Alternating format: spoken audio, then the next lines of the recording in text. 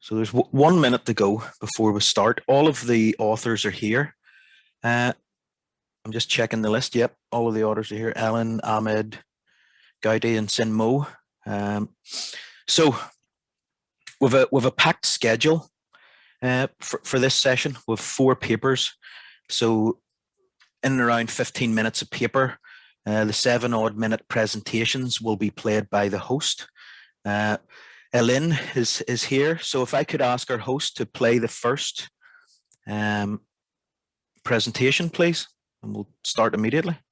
Hello, greetings from Singapore Polytechnic. My name is Eileen Chi, Senior Lecturer from the School of Computing, SOC, and I'll be sharing my paper, Using Critic Techniques to Improve Programming Skills. In SOC, all first-year students take a compulsory module, Fundamentals of Programming, in Semester 1 as a foundational IT module.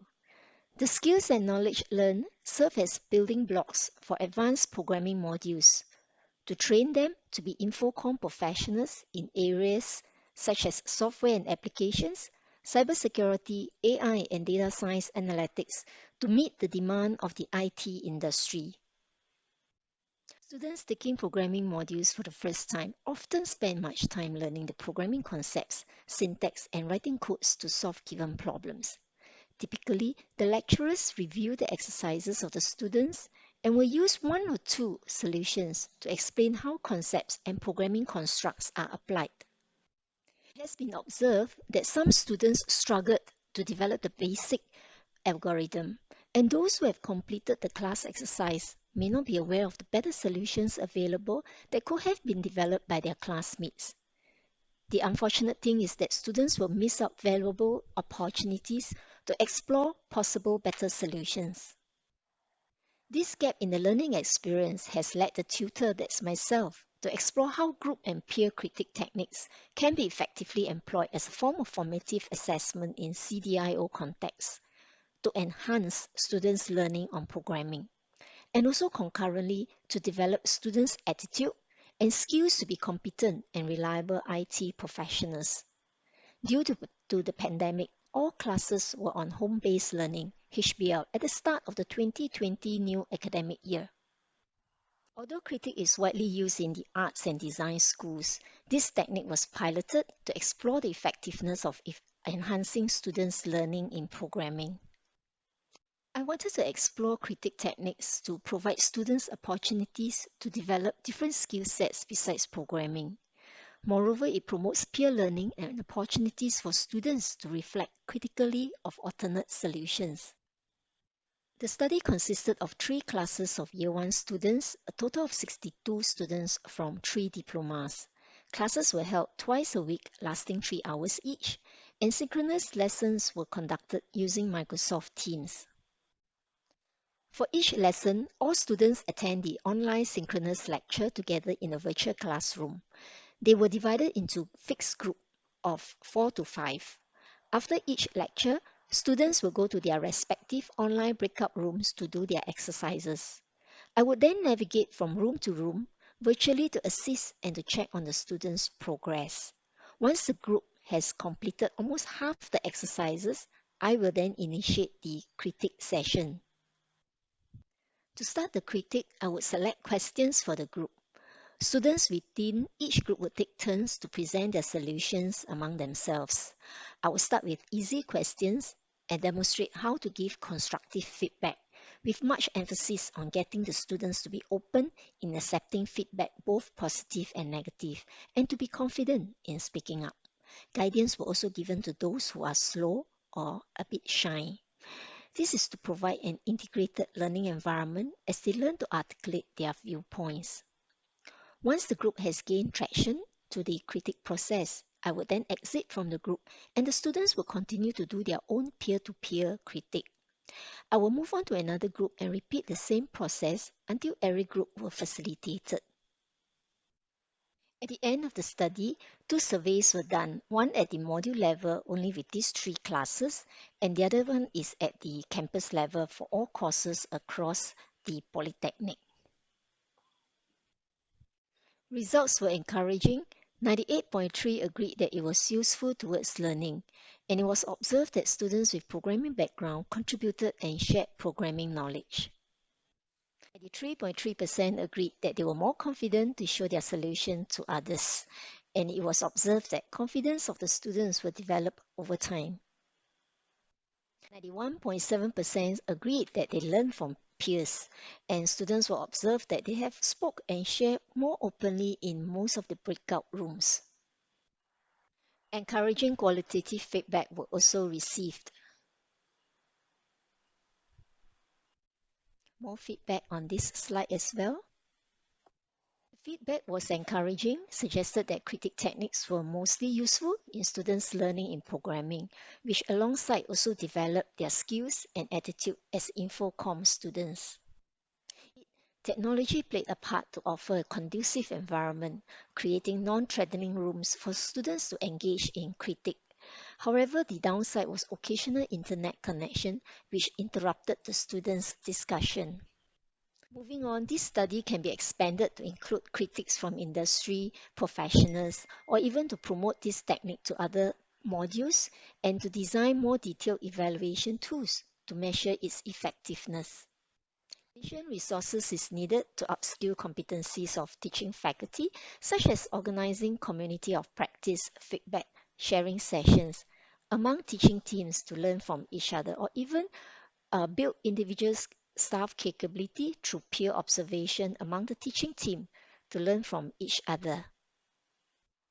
This paper examined the application of constructive critique in the teaching and learning of a programming module in providing an integrated online learning environment for students with respect to various CDIO standards. Students who were more self-directed generally will have no problem participating productively during critique sessions. They are spontaneous in giving their feedback. In a way, critique sessions have expanded their knowledge and not just through what was taught by the lecturer. On the other hand, students struggled with the module may not be able to articulate as well during the critique sessions, but the appropriate prompting by the lecturers, they gain confidence and improve in class engagement over time.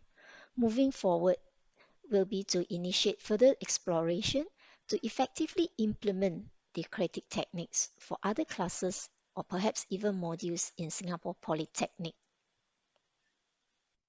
Thank you. And once again, warm greetings from all of us from the School of Computing, Singapore Polytechnic. Eileen here signing off. Thank you and goodbye. Okay, thank you, Helen. Thank Again, you. I think this is a bit new for a lot of us, although not this week with the pre-recorded presentations. So we have about 5 minutes for questions for Lynn, if any of the audience. With 25 people here. Okay, there's a comment. Yeah, go ahead. Okay, my name is June. I'm from Singapore Polytechnic. Eileen, I have a question for you. How much time you spend to provide critique to one student in one semester? Because you have many students has to submit, I'm sure, quite a few assignments. So how much time you spend on? Typically, thank you, June. Typically, the critique is done in class, and I've divided them into groups, fixed group. So the idea is to get them to get used to each other and to feel safe. Important thing is they are year one students. I want them to feel safe in giving their opinions and views. So it's very important that I provide that environment where they are free to just give their comments. And important thing is not graded in that sense. So as to how much time, I do a group critique, in fact. When we start off, it is a group of 5 in each of these breakout rooms, and they would just take turns to show their slides. In fact, their solution, the program. So typically for one student, he would show maybe question 1, and within a minute or so, we go through it quite fast. And I tend to start with the very simple question first. So it's to scaffold them, prepare them, and to show them how to do critique, because they are just so new, year one students, using the important positive languages like, I like your style, but this is something that maybe you can consider improving instead of, oh, I don't like this, things like that. So typically, it's very time consuming, I must agree. A student, in fact, when we finish about 4 or 5 questions, it is about close to maybe half an hour or so. By then, they get an idea how to do it, then they move on pretty fast. The first few sessions were very slow going. Thanks, June. Thank you very much. Thank you, June. We have 2 questions in the chat, and also Karen's got her hand up. So if we can ask Prasanna first, who has 2 questions there. If did they follow a rubric in making the critique? The critiques. Yeah. Critiques. Basically, I should demo to the students how to do it. For example, I would emphasize that I like all of us to start the critique by saying, thank you for your sharing. This part of the codes, I find it very useful. However, in my opinion, could you consider improving this? So there isn't any rubric in that sense, because I didn't intend it to be part of graded assessment. Formative assessment in a sense to let them see how their programming codes can be improved by looking at other people's solution. So there isn't a rubric. Yeah. Thanks, Eileen. Thank you. Yeah, I got another question. Chate, I think. If the Would you like to ask it directly? Yep, there he is. Chate? You're on mute. You're mute. Yeah, it's very nice idea. First, I just heard you told that, okay, the reason that you have fixed group is to get the student to know each other, to feel safe. Okay, because first I know that, okay, so what would be the result if the group has been random or floated? Student will see different groups. Yeah, perhaps I did share this part when I did the fixed group that was in their breakout room. Then towards the middle of the term, when they are quite used to doing group critique within their group, when I do the virtual lecture in a big group, 20 of them, yes, that's where I do critique as well. So it's the readiness of the student that I find that if they are quite okay to open up and start speaking in so-called in front of a big group, I do that as well. So that part actually happens towards the later part of the entire semester. And to my surprise, during those time, they were quite open, even though it was big group when I tried that. But I didn't try random, in that sense, the smaller group. Thank you for your question. Thank you. I think, Karen, you still your hand up? Yep, go ahead. Yes, I would like to pose a question. Thank you for a very nice talk, Lynn. I love this peer review too. My challenge is always, what do I remove from my teaching to make time for all this peer review? I would just like to hear how did you come about this challenge? Because we have a fixed amount of time to do the teaching, so I have to remove something to make time for this peer review. How did you do that? In terms of the teaching, I retain. So we have 3 hours. Usually the first hour is more of explaining concepts and all that. And the next 2 hours is for them to try out on the practical.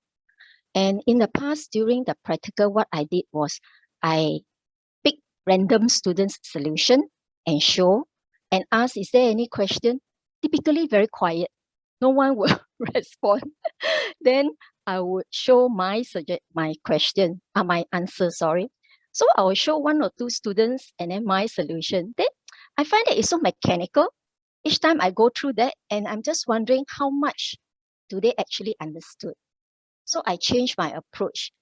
I get them to do it within their groups. It's very hectic because I have to move from one group to the other.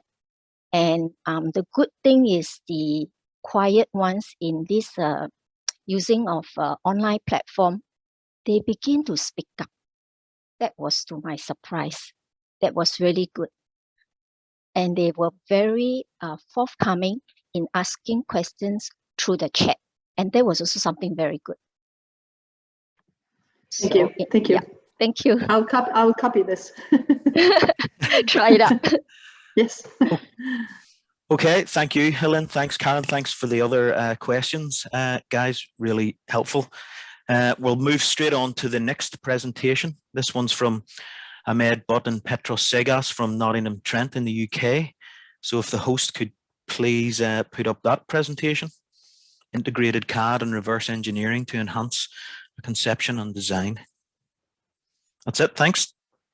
Hi, my name is Emmett Dimkeen, and I'm with the Department of Engineering at Nottingham Trent University, UK. In this presentation, I'll be talking about integrated CAD and reverse engineering to enhance conception and design for Year 1 engineering students at Nottingham Trent University. The module in question is called Innovation and Engineering Solutions. It is a Year 1 engineering module, and the courses that undertake the module are biomedical, mechanical, electronic, as well as sport engineering. This year, a total number of 220 students were enrolled in the module, and the module itself runs for the entire year. However, the focus of this presentation will be just the first term, in which the teaching sessions run for 8 weeks, after which the students are allowed a few more weeks to prepare the reports and submit it for assessment. The way the teaching schedule was planned was in an alternating fashion, which 1 week would be a reverse engineering session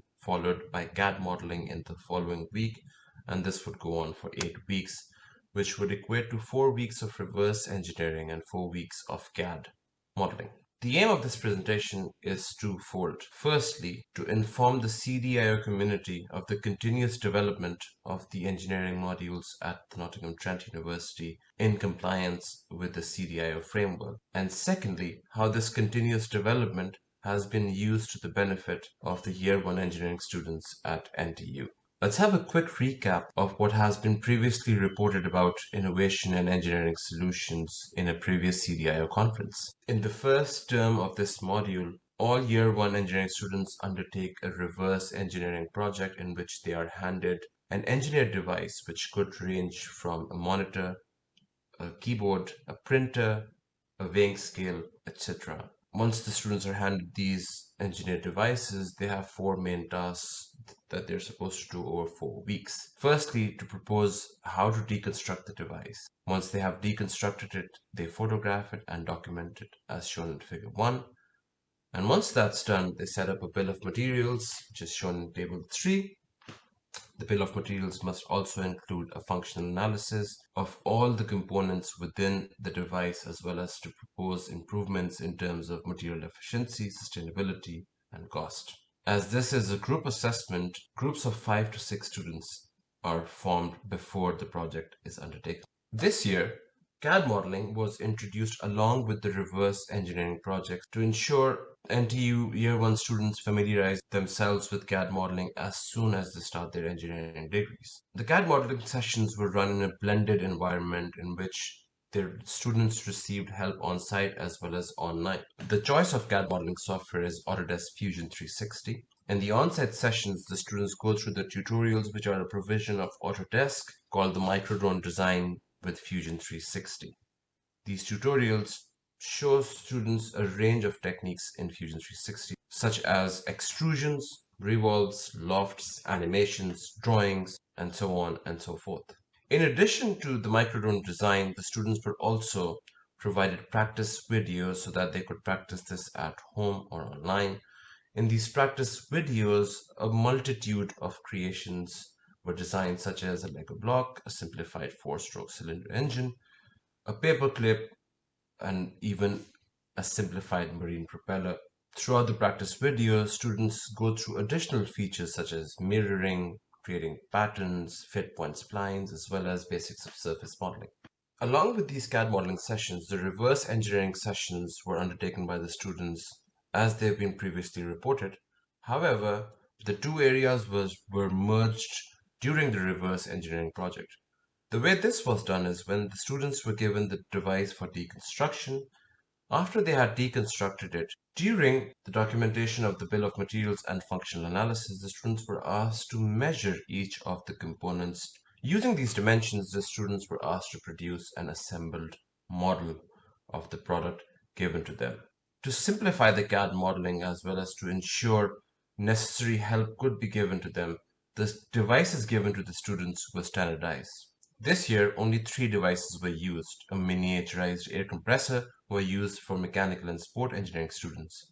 Portable speakers for electronic students and blood pressure monitors were used for the biomedical engineering students. Since the students had physically deconstructed these devices as well as measured them how they perceived the object, the CAD modeling seemed significantly easier for these students. Once the student groups concluded reverse engineering as well as CAD modeling, they submitted a report detailing the bill of materials, the functional analysis, and discussing the CAD model and how they could improve the product. The marking criteria has been reported in the paper. A summary of the assessment statistics of the group report are presented here. For figure 3, it can be seen that 88% of the students achieved a grade of upper second class or higher, while none of the groups failed the assessment.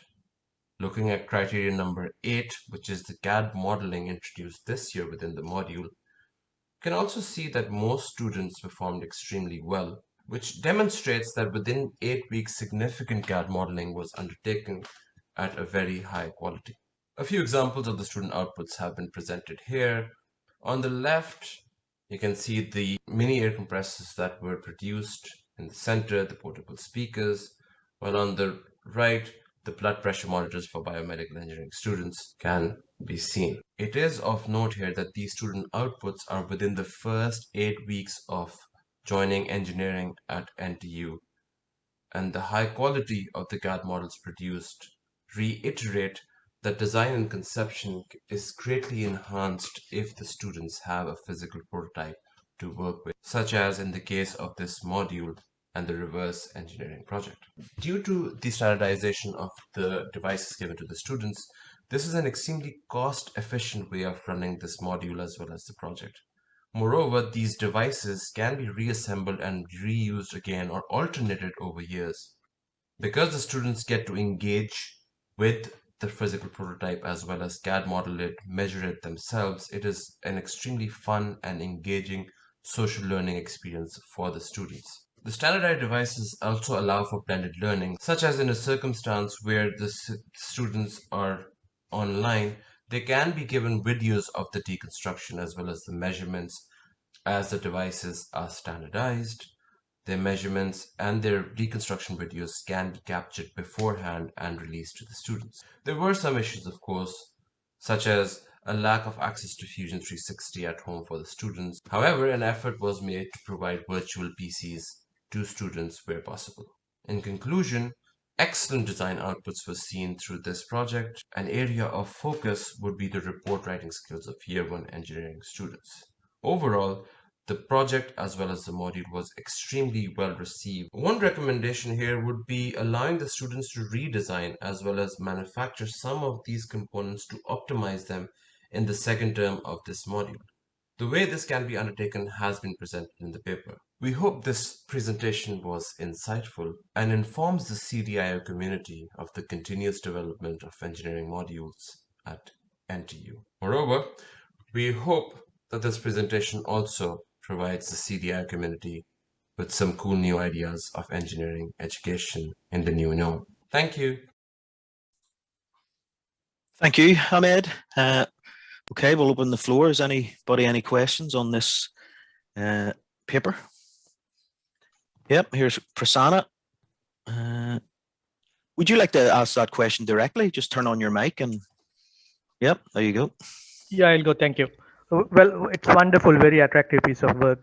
I'm just wondering, were you able to kind of compare the CAD modeling performance with and without the integration of reverse engineering? I mean, were you able to compare quantitatively? Thanks very, of course. Thanks, Prasanna, for the question. Well, I wouldn't say I've quantitatively compared the CAD modeling performance with and without the prototype, but there is a way to compare. During the on-site sessions, when the students were working on the microdrone design, you can tell that since they can't relate to the object, it is a bit hard for them to actually go through with the CAD modeling. But again, this is just based on experience and my opinion, but there's no quantification. And frankly, if you have a way of quantifying this, I would really like to know and use that in my methods. Thanks, Ahmed. Thanks. Prasanna, no insights into how to quantify, no? I think if you could solve that one, you would be onto a real winner. I think so. Anjki has a question there. Again, would you like to just turn on your mic and ask it directly, please? Yeah, sure. We have tried these kind of activities quite a long time ago, and one of the values is that students really learn, of course, like you have tried. But one of the part that we are quite struggling to do is about including the GDT, the dimensioning tolerance. What is your idea or any thing to share? Yeah. Well, within this project, GDT was not introduced. Again, specifically because they already have a significant workload when it comes to reverse engineering a product and CAD modeling within 8 weeks. When we come to term 2, we did introduce GDT, but that was a completely separate project, which I'm happy to talk more about on a separate note if you want. Okay. Yeah. Understood. Yeah. Separate it. Thanks. Yeah. Sure. Thanks very much. And I think, Ahmed, normally the GDT's introduced in a more formal type of That's lecturing. Right. Yeah, it's harder to do as part of a introductory type, motivate and excite, get the students involved and working together. It is, but I think it might be useful to Angie to know that I've mentioned that the practice videos were given to the students. And one of those videos is actually how to create these detailed drawings as well as general assembly drawings. And how do you actually dimension stuff? I don't go into much details because you don't want to give too much information and just make them lose complete interest. But I do give them a brief background before taking them through the whole process later on in second term. Yeah, I may add a little bit. Yeah, I understood that it's best to kind of separate it. But what we did is we provide them with the same machine, but from different manufacturer. From like A grade and C grade. Then they could clearly see, different material, different GDT. Wow, that's what we try, but really difficult. Yeah. But just give you an idea what we have tried, but not really succeed. but that's excellent. And I've seen a comment in the chat in which Prasanna is asking if the CAD modeling helped the reverse engineering performance. Well, to answer that question, I actually add to I'm sorry, am I saying this right, Angie? Yeah, Anki. Yeah. Right. So one of the things that the reverse engineering and perhaps the idea that you've mentioned with the two different products does is, and this is important here because we live in a world where we're moving towards sustainable development. Now, the lower the grade of a product, the less sustainable it will be. You'll get materials that are not really good. So in a way, that does help with the reverse engineering performance because students can identify the kind of material that's being used. They can come up with the cost and the analysis.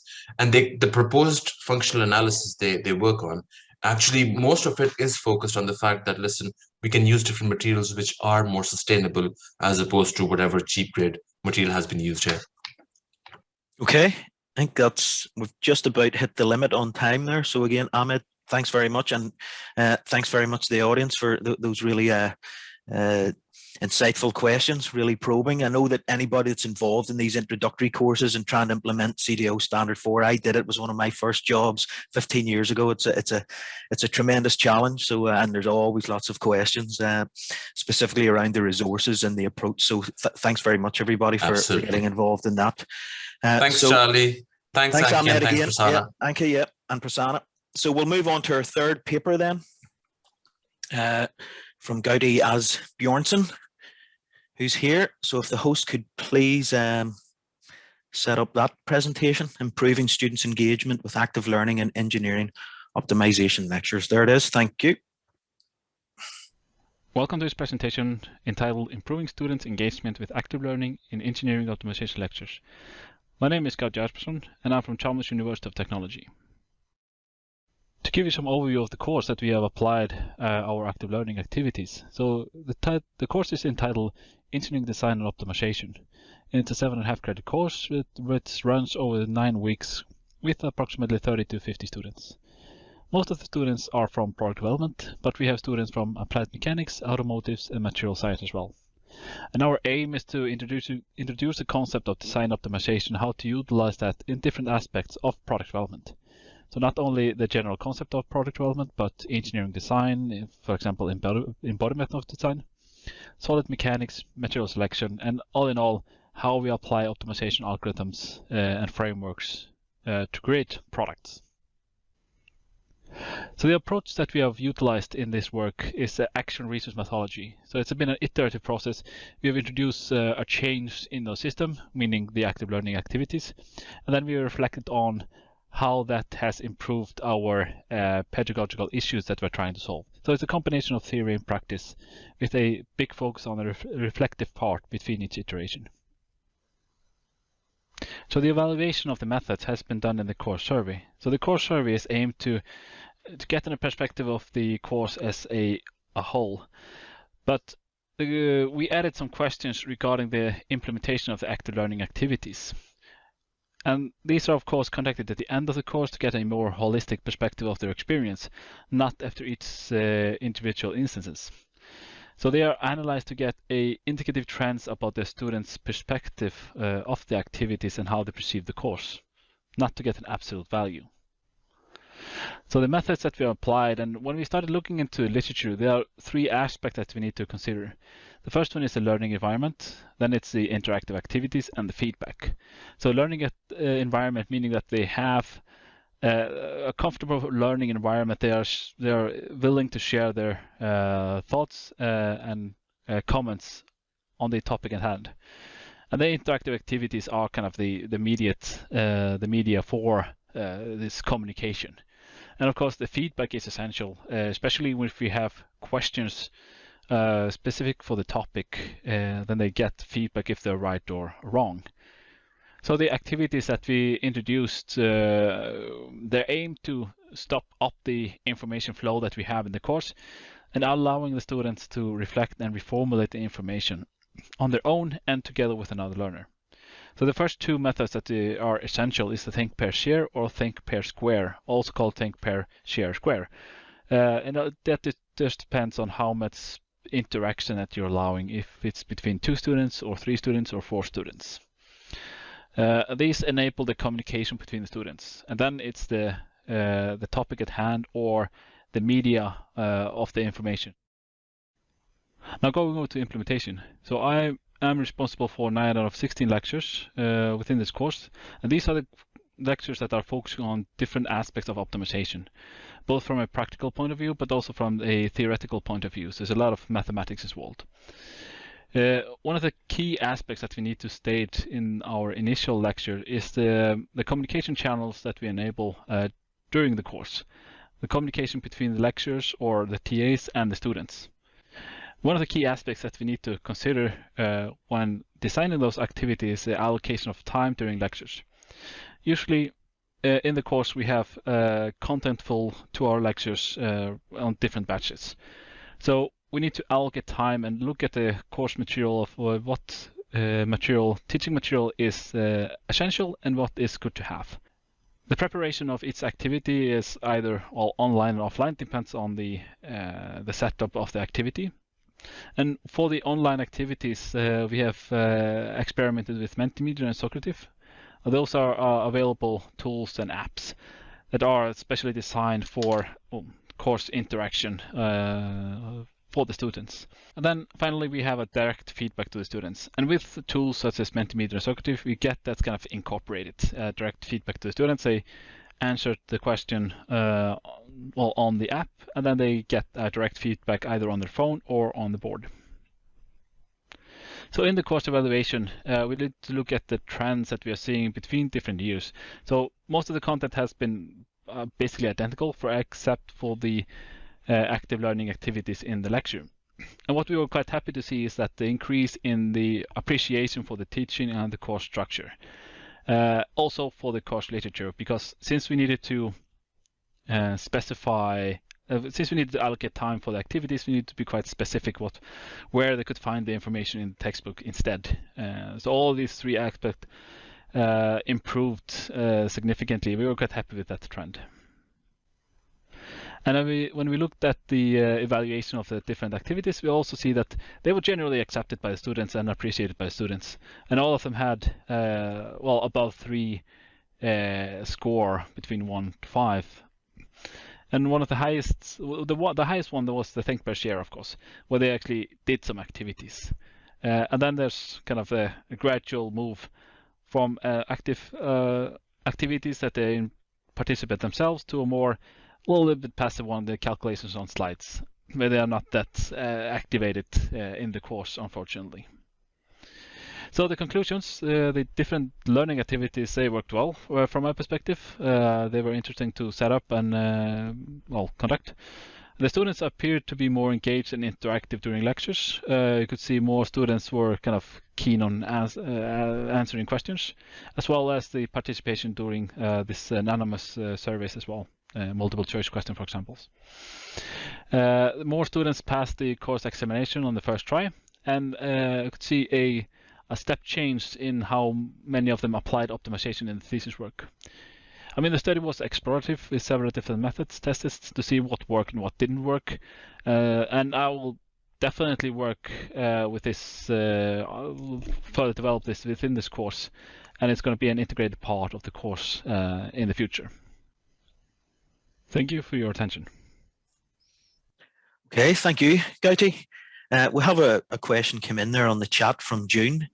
Again, if June's there, maybe she wants to ask it directly. If you turn off your mic. Thank you, June.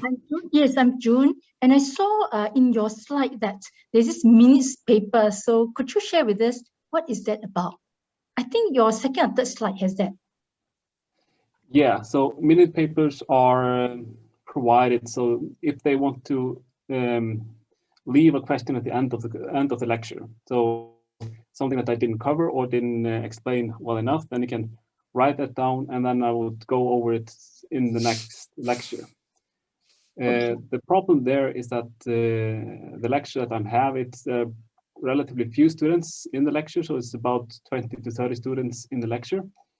And the questions that they had, they usually came up to me in the break, in the middle of the break, or at the end of the lecture to kind of get the clarification. So those minute papers, I dropped them after about 3 weeks because the people were, well, the students were more, well, engaged in asking the question directly instead of, well, leaving the paper for me to reflect on that. So you actually encourage them to write a form. If you have 160 people, then it's maybe more applicable. So are you saying that you are actually trying to encourage them to write to you in a formal manner so that you can actually reply to them, rather than to, you know, just ask as a, you know, just ask anytime when they want to, when they see you? This was an attempt to provide different communication channels, as I mentioned in the beginning. So we have an open door policy, and we are quite clear with that, and we answer emails almost within an hour when the students have requests. So we try to have those different communication channels to adapt to different people, well, how they perceive or how they want to have the communication with the lecturer. Thank you very much. Okay, thank you, June. Has anybody else got any questions for Gauti? Nobody with a hand up? Because I've got quite a few. Again, this is one of those strange sessions where I would have, if I hadn't have been the session chair, I would have been attending this anyway, because most of these papers are based on things I've been directly involved in the past. And I used to do the active learning workshop for CDIO years ago. So first of all, and the first figure you showed there, you know, with regards to the evaluation of your class, of your module, of your course, were you disappointed that a lot of the evaluations went up, but the overall impression, and we get this all the time from students, the overall impression went down slightly or sort of looked pretty level? Was that a disappointment for you or the team?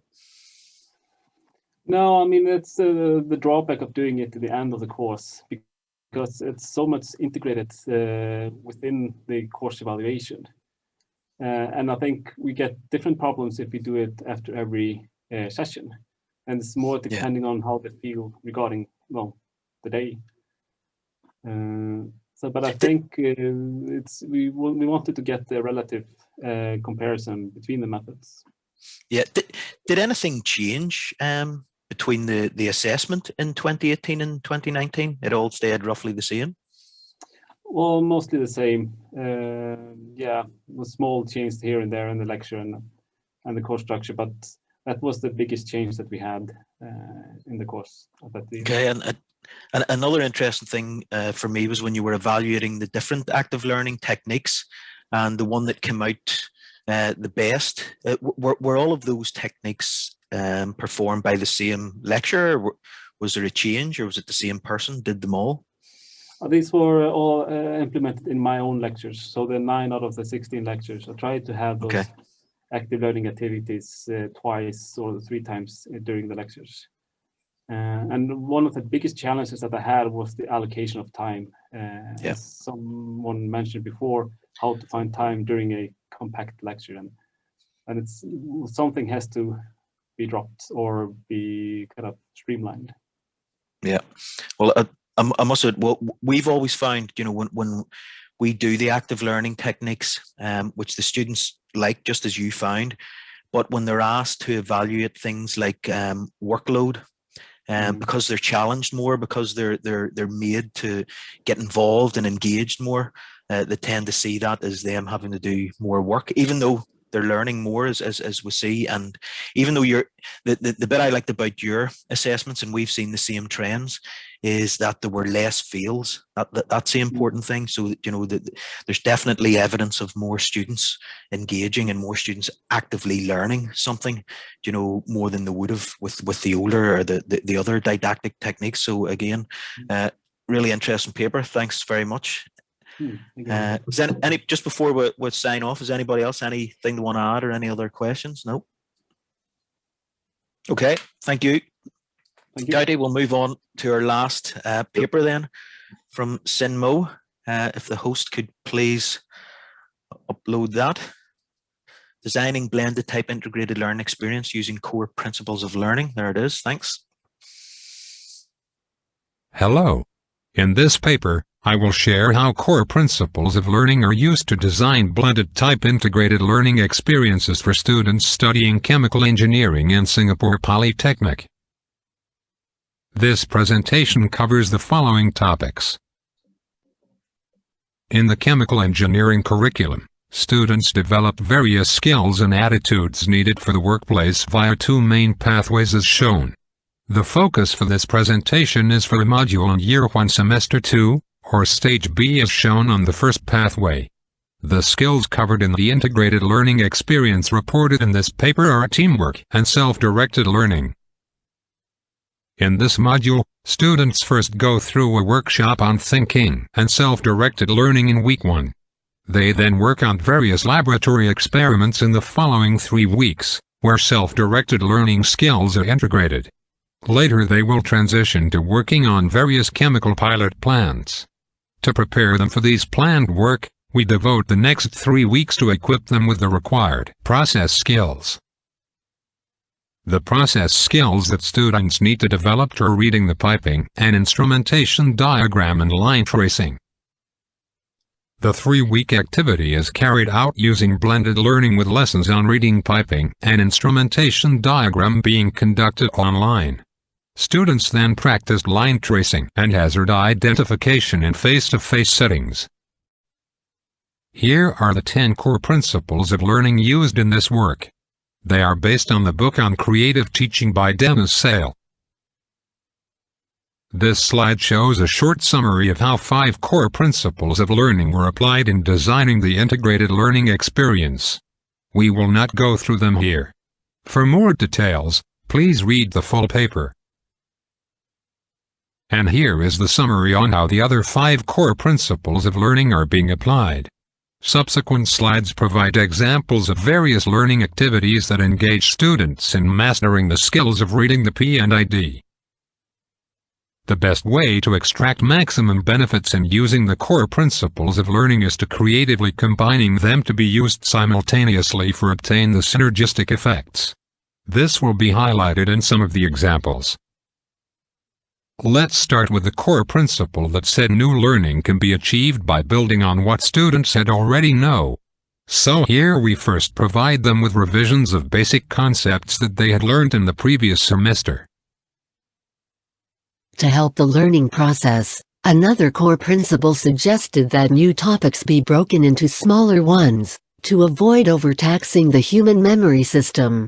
All the videos are bite-sized in nature. This is where self-directed learning skills are being taught to students, in the context of learning about different equipment and instruments used in a typical chemical plant.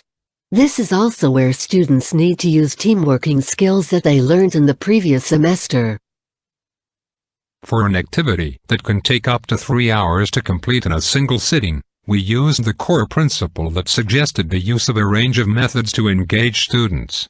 As shown here, some of the method used include drag and drop valve symbols to the correct valve type, and YouTube videos that explain how each valve works. The core principle of using good thinking is built into the learning process using pictures of real items that are found in the chemical plant, often supplemented with cutaway drawings to aid the thinking process.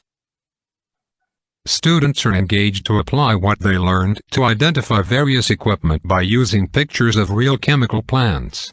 This serves to as core principle of using motivational strategy, as the process can be gamified to challenge students. The other core principle of deliberate practice is also incorporated throughout, by using different pictures and getting students to identify as many equipment as possible. The activities are carefully designed so that students continue to build new knowledge when they connect the various symbols with the actual plant items. The core principle of integrating assessment practices into the learning tasks is utilized in all the videos, in the form of self-evaluation questions. In addition, an ungraded test yourself video that integrates all topics covered in the various earlier videos is also provided. Here is an example where several core principles are combined in one learning task to derive synergistic effects. As another example, motivational strategies are used in summative assessment, which comes in the form of report submission and reflection journal. Students are encouraged to learn from mistakes made by others in earlier cohorts. We conducted surveys to obtain feedback from students on their learning experience. The findings are presented in the next 2 slides, but just very briefly. Readers can find out more from the paper itself. First, on the learning about SDL from the activities, students generally reported positive experiences. Next, the majority of students also reported that they are able to use the skills in later activities. As for teamwork, it can be seen that there are rooms for improvement, as some students are apparently not too happy with their group members. We also carried out a separate teamwork measurement exercise, whereby students rate themselves and their team members. Specifically, we ask students to rate themselves and their team members on 5 dimensions of commitment, communication, resourcefulness, proactiveness and resilience. Using the Likert 5-point scale, they do the scoring based on the rubric as shown. The assessment is done anonymously online, and the system automatically calculates 2 factors, the self and peer assessment and self-assessment to peer assessment. The definitions are as shown in the slide. The results were emailed to individual students separately. Here are some samples results. On the left are the individual scores for students, and on the right is the score consolidated by the lecturer. Here are some samples. That is all the time that we have for this sharing. Thank you for listening. Moving on, next is time for questions and answers. Okay, thanks for that, Sinmo. I like it. You always leave them wanting more. Yeah. Has anybody any questions for Sinmo on that? Sinmo, Junior. Yes. Okay, I have a question. I know that there are many core principles. What do you think is the key core principles, or 1 or 2 core principles, when you are teaching this module? That was going to be a challenge. Otherwise, they won't be called a core principles. And I think the most important one, if I have to rank them, I would say that you make your learning objective, your learning goals explicit to the students, so that they know why they need to learn this, right? And make it very contextualized to what they will eventually do when they graduate armed with the knowledge to be acquired. Okay, thank you. Just checking the chat. Anybody else? Any questions? Yeah, Amjad found it very interesting. Yeah, thank you. I do have a few questions, and read the paper like all the others, and again found it really interesting. And as usual, I've been to a lot of your presentations and read your papers over the years, Sinmo, and they always come across as tremendously rigorous. And there seems to have been an awful lot put into the preparation of that module, as you call it, that course. Could you give us any idea of the time and resource required in the preparation? Because most of us were thrown into blended learning very quickly this time last year. Any information on how long that took, or your process of preparation? Okay, try it. Okay, time-wise, I think it's not a one semester effort. I started teaching this module, and I think after 3 years ago, okay, I started to prepare material for. It started with a face-to-face interactions, right? And so the conversion to a blended format came right in it's about, I think it's last year when the COVID hit.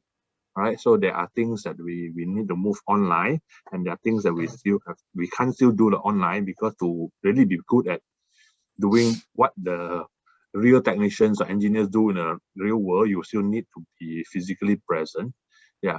So in terms of the blended learning part, right? So it wasn't definitely, I can say it wasn't a one semester effort, but I can't really put a finger on how long, because it's cumulatively over making use of resources that's developed earlier, and the later stage is more to convert them into a PowerPoint narratives, right? And I tend to spend more time actually in the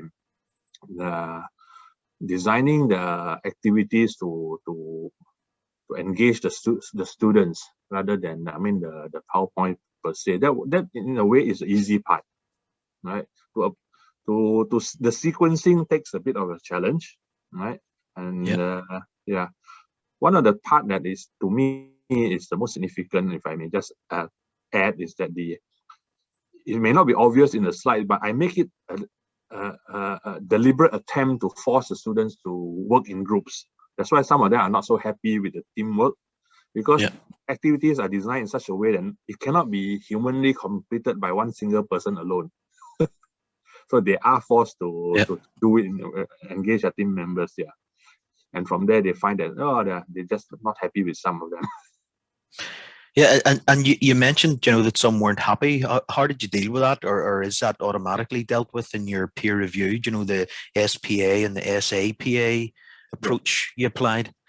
Yeah. So what we have done is this is something, in a way, it's not a new thing. I guess it's been around for a while, but it is new in our context, because we have just introduced this recently. So it was a pilot run to expose the students, and we do find that the students tend to give more honest expressions when it's anonymous. When earlier, compared to earlier effort where we try to get them to sit down and have a face-to-face open discussion, it's sort of like a friendly type of chat, and nobody's going to stab anybody. But you can see a little bit more strong words that come out in the anonymous survey. So the students actually get to see it, but they just don't know. They can suspect who made it, but they don't know who. So we making options that the students to come to us for discussion, for clarification, because we can complement it with our own observation in a face-to-face setting, but obviously not difficult to do it when they are online. Yeah. Okay, but I guess because these are first-year students, none of them come forward. Yeah. Well, so, did Did you make any conclusion on which of those two sort of peer review processes to use, the SPA or the SAPA, or which you preferred? I think I would need both of them to use both of them, because they serve different purposes. But I think alone by themselves are not sufficient, right? So it cannot replace. It doesn't negate the lecturers from doing our part to try to observe how the students work as much as possible. Even though granted time is very limited, we can only see how they work when they are with us, in front of us, you know.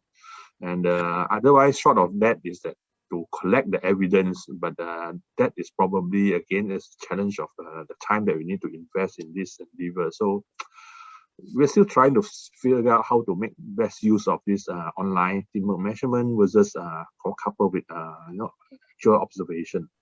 Yeah, and the survey as well. Yeah, there is. Yeah. Well, thanks very much. Thanks very much. Is anybody else anything they want to add before we bring the session to an end? No hands, no chat. Okay, well, thank you all very much for your contributions there. Really important, really valuable. For me, the 4 papers were strangely in 4 areas that mean a lot to me, because for 15 years they're areas that I've been working in and struggling with, and trying to engage the students in all those ways, from the collaborative learning to the standard 4, through the introductory courses to the active learning techniques. And then obviously in the last year, all of us been hit with the best ways to approach blended learning and evaluate that. So great session for me. 4 papers I really enjoyed reading and would have been attending anyway. So thanks very much. And again, to the audience, thank you also for your engagement. And I think we'll sign off there. Thanks, authors. Really appreciate it. Thanks everybody for excellent presentation. I think I learned a lot from everyone. Thank you. Thanks, Charlie. Thanks very much, everyone. Thanks, Charlie. Thanks. Okay, folks. Bye. And thanks, hosts. Thanks for background support too for the host, from the host. Yeah. Yeah. Really great. Okay, guys. You. Thanks. See you later. See you. Bye-bye.